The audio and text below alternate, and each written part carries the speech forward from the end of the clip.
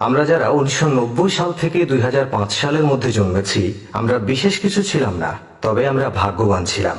যখন আমরা ছোট ছিলাম, হাতগুলো জামার ভেতর ঢুকে রেখে বলতাম, আমার হাত নেই।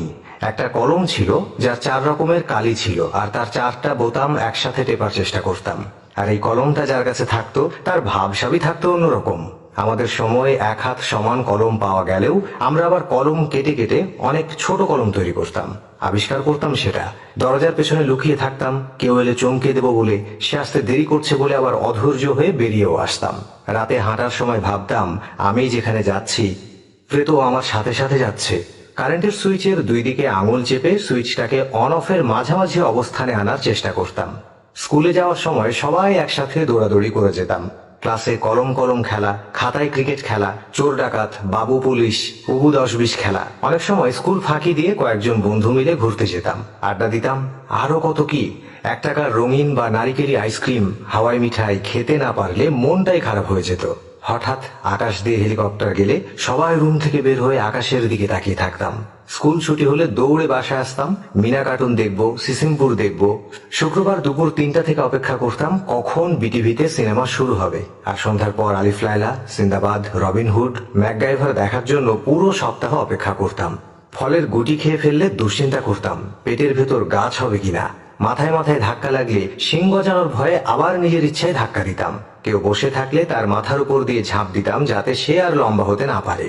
বিকেলে কুতকুত, কানামাছি, গোল্লাছুট, বৌচি, হাডুডু, কাবাডি, দাঁড়িয়াবান্ধা, ডাঙ্গুলি, গোল্লাছুট, দড়ি লাফ, কত খেলা। চেয়ার সিটিং, কানামাছি, ওপেনটি বায়োস্কোপ, এক্কা দোক্কা, রাম শাম, যদু মধু, চোর ডাকাত, মার্বেল, 7 ছড়া না খেললে বিকেলটাই যেন মাটি হয়ে যেত। কেউ একবার কোনো কিছু খেতে দিলে আরো একবার চেয়ে বসতাম, আর না দিলে বলতাম পানিতে পড়ে যাবি। বাঁশের কঞ্চি দিয়ে তীর ধনুক বানাতাম পাখি শিকার করার জন্য। বৈশাখী ঝড়ে বাগানে আম কুড়াতে যেতাম, আর বিজলি চমকালেই দৌড়ে বাসায় ফিরে আসতাম। গাছে ঢিল ছুঁড়ে বড়ই পারতাম, দল বেঁধে পুকুরে খালে বিলে ঝাঁপ দিতাম। কেউ চাল, কেউ ডাল, কেউ আলু, কেউ বা মশলাপাতি দিয়ে ঝোলা ভাতি রান্না করতাম এবং সেগুলো মজা করে খেতাম। ভোরবেলায় দল বেঁধে শাপলা তুলতাম, নারিকেলের ডগা কেটে ব্যাট বানাতাম, আর সেই ব্যাট দিয়ে ক্রিকেট খেলতাম। এদিকে ফাইনাল পরীক্ষা শেষ হলে তো সকালে পড়া নেই। এত মজা লাগতো যা বলার বাইরে। নানু বাড়ি, দাদু বাড়ি যাওয়ার এটাই তো ছিল সময়। ব্যাডমিন্টন, ক্যারাম, লুডু না খেললে কি হয়। ডিসেম্বর মাস, শীতকালটা আমাদের ছোটবেলায় এমনই কালারফুল ছিল। তবে ডিসেম্বরের 31 তারিখ যত এগিয়ে আসতো, মনের মধ্যে ভয় ততই বাড়ত। ওই দিন যে ফাইনালে রেজাল্ট দেবে তাই আর কি। এমন হাজারো স্মৃতি জড়িয়ে আছে আমাদের ছেলেবেলার সাথে। জানি সে সময় আর ফিরে আসবে না, কিন্তু তারপরও আক্ষেপ, যদি আরো একবার ফিরে যেতে পারতাম আমাদের ছোটবেলায়। আমি জানি আমাদের জেনারেশনের যারা আজকের ভিডিওটা দেখছেন, নিশ্চয়ই আপনাদের মুখে হাসি ফুটে উঠেছে আর চোখে নস্টালজিয়া। অতএব আপনার মনের কথা কমেন্টে লিখতে ভুলবেন না। Thanks for watching.